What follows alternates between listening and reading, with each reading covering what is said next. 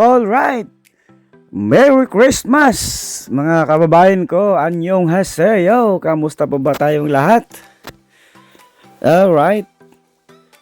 Puting-puti po ang paligid mga kababayan. So, ito po tayo ngayon. Sinubukan ko pong maglakad-lakad. Hindi po tayo gumamit ng ating sasakyan para makapag-exercise at makita natin yung ganda ng paligid. So, ito po yung daan papunta po sa company namin. Ayan, puting-puti po, ganda tingnan ng mga halaman, may mga may mga snow, and at the same time po yung kanilang ilog po rito. Since may ilog po na madadaanan papunta po sa company namin, ayan, kinuhanan ko na rin ng video, no. Ayan, malamig, puting-puti po siya.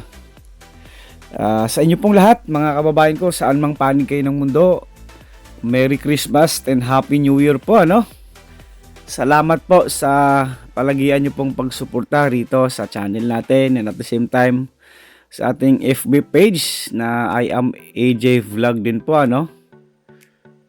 So ayan, hindi po ako naggala. Hindi pa ako pumunta doon sa mga kaibigan ko kasi gusto ko pong magpahinga, kaya instead na gumala, sa bahay lang ako. Pero itong time na ito kasi lumabas lang ako kasi gusto makita yung paligid, and at the same time mag-grocery na din. So ayan yung paligid namin. Ayan, medyo malapit-lapit lang rito yung company namin, So sa inyo pong lahat, naway happy po ang inyong Christmas sa mga kababayan natin na nasa Pilipinas. Kamusta po kayo dyan? I hope okay po kayong lahat.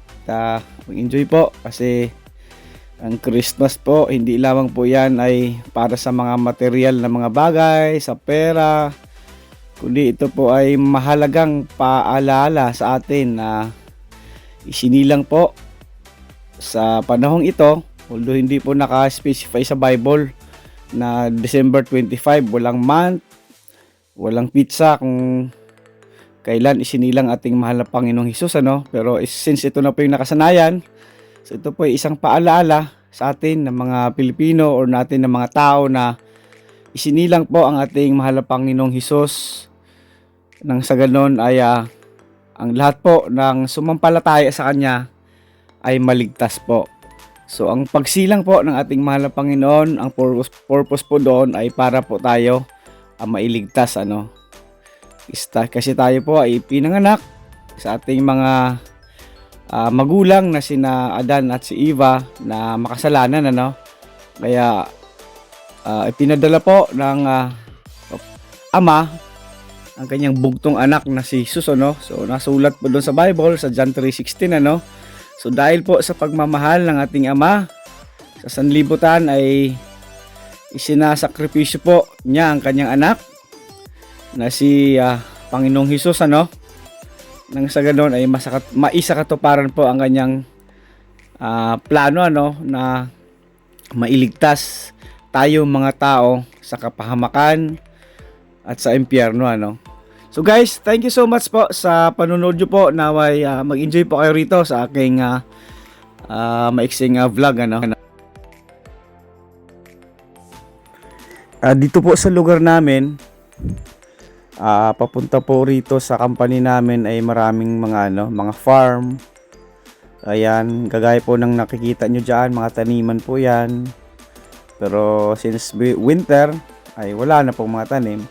Ayan naman po yung Catholic Church, So ang company namin ay napakalapit lang po sa Catholic Church. So dati-rati po ako po ay active po diyan. Matatagpuan po ito rito sa may Caribbean, Part po ito ng Gyeonggi-do Province. Ang city po niya ay Yangju City, So yan, mostly yung mga Catholic Church po ay katulad po nito, yung mga style po ng mga churches. Ganito po, maganda po siya. Napaganda po niya sa loob. So ayan, sa paligid ay marami po yung mga palayan. Ayan, Kaya lang walang ngayon kasi winter. So yan yung daan, napakalamig. Tiniis ko po talaga yung lamig para makapag-video lang po ako.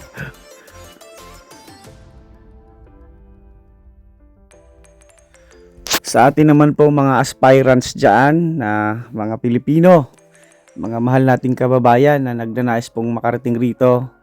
Ayan, napakalamig po ng panahon. So, dapat po habang nasa Pilipinas ay palakasin ang kalusugan, palakasin ang katawan. Kasi rito po hindi lamang po yung trabaho ang mahirap, pati na rin po ang kanilang weather. So, hindi po basta-basta ang lamig rito.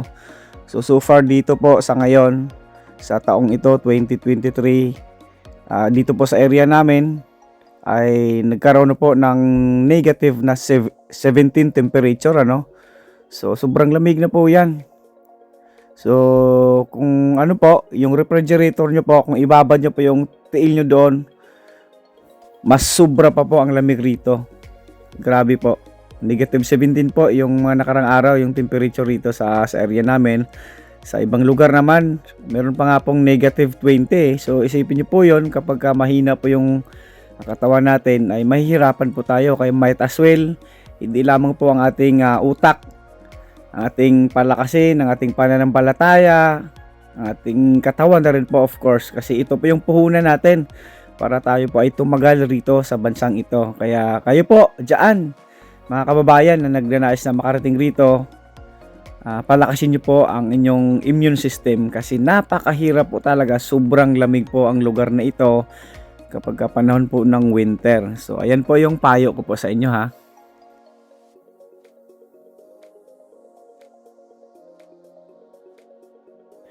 Sa mga kapwa ko naman po, kababayan na nasa ibang bansa, kamusta po ba ang Pasko natin? Pwede po kayong mag-comment sa baba, tayo po ay magkamustahan So dito po, ako kasi rito tuwing bakasyon, tuwing Pasko, tuwing New Year, mas gusto kong lang magpahinga sa bahay lang kasi trabaho namin mahirap po talaga. Mga press machine po, kagaya po ng nakikita nyo sa mga previous vlogs ko po, press machine po, meron pong automatic, meron naman pong manual lang. So mahirap po talaga, kailangan ng presence of mind. Kailangang malakas ang katawan kasi medyo mabigat yung trabaho natin. Kaya ayun po talaga. So sa inyo po lahat na nasa ibang bansa rin po, alam ko po na hindi po biro, hindi po hirap, hindi po madali pagiging isang OFW. Sobrang hirap po. Unang-una, malayo tayo sa pamilya, kaya dapat ang lahat po ng ating kinikita ay dapat may magandang mapupuntahan. Unahin po nating magtipid, unahin po nating mag-savings, para na rin po yan sa ating magandang kinabukasan. Lagi po nating isipin, bakit po ba tayo nangingibang bansa? Ano po ba yung purpose natin? Ano po ba yung big why natin? Bakit po tayo nangingibang bansa?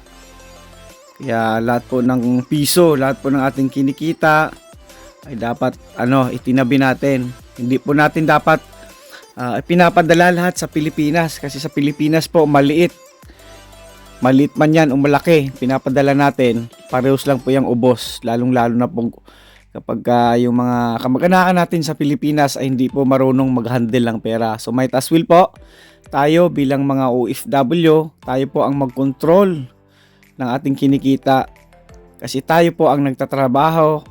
At hindi po tayo habang buhay na nasa ibang bansa, tayo pa ay uuwi sa Pilipinas. So paano po yon kapag uwi tayo tapos yung lahat ng ating sahod or kita natin pinapadala lang po natin lahat? What will happen kapag tayo po ay uuwi na? At isa pa, kapag tayo po ay nagkasakit, paano na po ang buhay natin? Kapag tayo po ang inaasahan sa pamilya, tayo lamang po kumbaga yung kumikita, paano na po yung pampa-ospital natin? Kapag lahat po ng ating kita ay pinapadala lamang po natin. So mas maganda po talaga tayo, since tayo po yung nagtatrabaho, magtabi rin po tayo, wag natin ipadala lahat. O di kaya yung ating mga pamilya sa Pilipinas, dapat isipin din po nila kung gaano kahirap magtrabaho sa ibang bansa, gaano kalamig ang tiniis para lang kumita. Naway rin yung ating mga kamag-anakan din dyan, sa ating mga babaeng OFW na may mga kamag-anak sa Pilipinas, dapat maging masinop din po, wag yung gastos ng gastos Huwag bili ng mga bagay na hindi naman kailangan. So unahin po dapat natin ang mag-ipon. Dahil yung pong ipon natin, yan po yung magiging kakampi natin sa mga panahong tayo ay nasa Pilipinas na po, sa mga panahong tayo ay di na kayang magtrabaho. Kumbaga tayo ay may edad na. Kaya payo ko po yan sa inyo mga kababayan ko. So again, Merry Christmas po sa inyong lahat. So wag po nating isipin na tayo man ay naghihirap ngayon, nahihirapan, ay ganun na lamang po ang ating sitwasyon. So ngayon po ay Christmas, or kahit hindi Christmas, ang importante, tayo po ay nagsisikap, ginagawa yung best natin para po sa pamilya natin. Gaya ng sabi ko, magsumikap lamang po tayo, manalangin sa Panginoon. Alam ko po, hindi po siya natutulog, naandyan po siya lagi na nakabantay, nakatingin at nakikinig sa ating mga panalangin. So sa inyo pong lahat, Merry Christmas po. Hindi po importante yung mga bagay-bagay sa mundo. Isipin po natin bakit may Christmas. Dahil po yan sa ating Panginoong Hesukristo. Dahil po yan sa salvation na kanyang ipinagkaloob o ipagkaloob sa lahat ng mga tao na manampalataya at sumamba sa kanya. So sa inyo pong lahat again, Merry Christmas and Happy New Year! Alright guys, maraming salamat sa panunood nyo. I hope nag-enjoy kayo. Sa inyo po lahat, maraming salamat po. See you on my next vlog. Pero kung bago ka lang rito sa channel natin, huwag mo kalimutang mag-like, mag-comment, mag-subscribe at paki-follow na rin ang ating Facebook page. Nang sa ganon ay ganahan tayong gumawa ng mga content na pwedeng mag-inspire sa iyo sa iba pa po nating mga kababayan. Again, thank you so much. Merry Christmas everyone. To God all be the glory.